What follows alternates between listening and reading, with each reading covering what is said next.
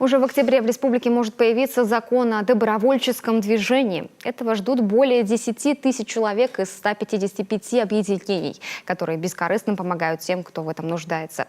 В лидерах направления Сыктывкар, Воркута и Печора, в аутсайдерах Усть-Цильма. На уровне региона работу движения координирует региональный оргкомитет под председательством Сергея Гапликова. Также действует региональный добровольческий штаб. Он координирует и консультирует активистов на местах, а также выдает передовикам личные книжки волонтера.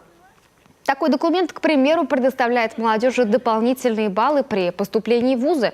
Вскоре должен появиться еще и специальный нагрудный знак за вклад в развитие добровольчества.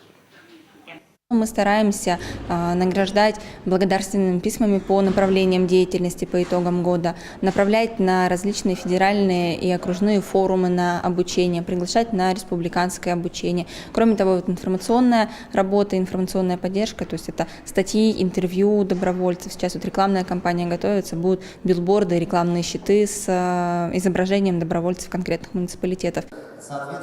Уникальный пример провели воркутинцы. Волонтерам, отработавшим более 150 добр-часов, выдаются золотые карты, позволяющие на льготных условиях, а иногда и бесплатно, посещать спортивные залы, бассейн, стадион и кинотеатр. А еще их обладателям в перспективе могут предоставить и бесплатный проезд в общественном транспорте.